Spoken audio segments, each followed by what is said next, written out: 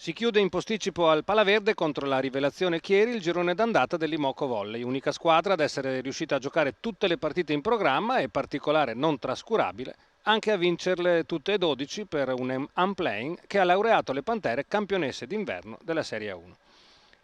La squadra piemontese fin dai primi scambi fa vedere al Palaverde che nonostante tutti i problemi e quasi un mese di stop non ha perso lo smalto delle prime giornate e fin dall'inizio si intuisce che non sarà facile per le Pantere mettere in carniere la 12ª vittoria consecutiva. Chieri batte bene e la ricezione di casa soffre. La centrale statunitense Alassan fa buona guardia sotto rete, 6 punti per lei nel primo set, e Grobelna sigla punti importanti, tenendo le ospiti sempre agganciate alla corazzata giallo-blu. La Reale Mutua un paio di volte prova a scappare sul 13-15, poi sul 16-19, ma a quel punto l'Imoco mette il turbo e piazza il 9-2 decisivo che chiude il set.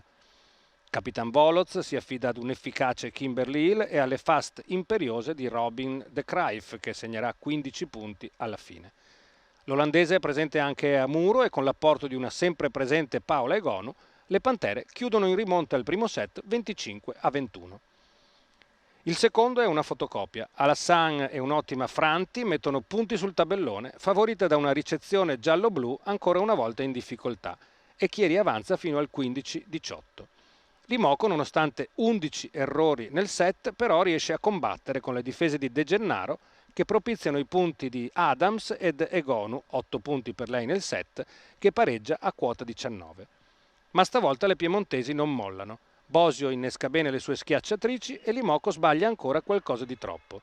Infatti è un errore di Kimberly Hill a consegnare il parziale alla Reale Mutua sul 24-26, dopo che Conegliano era riuscita ad annullare 3 set point. Nel terzo set la reazione rabbiosa delle Pantere viene condotta da una Paola Egonu che si carica sulle spalle la squadra, che dall'inizio detta legge ritornando la schiacciasassi vista in tutto questo girone d'andata. 14-9, poi 21-14 con Farr e De Cruijff che spalleggiano l'opposta azzurra nel costruire il vantaggio decisivo. Chiude proprio Egonu sul 25-19. Il quarto set è il meno combattuto. Coach Bregoli prova ad inserire Myers e Mazzaro dalla panchina. Le ospiti tentano di restare aggrappate al match, ma le gialloblu hanno voglia di chiudere senza rischi.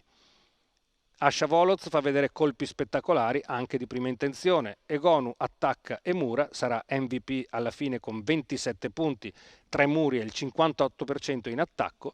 Adams è concreta fino alla fine e nonostante i tentativi orgogliosi di rientrare di un'ottima Chieri, l'Imoco Volley va a chiudere 25-18 con il colpo finale di Sara Farr, che significa vittoria e imbattibilità mantenuta per tutto il girone d'andata.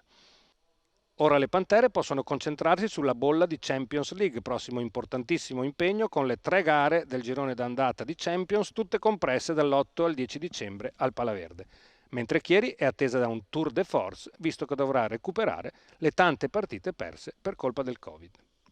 È stata una partita interessante.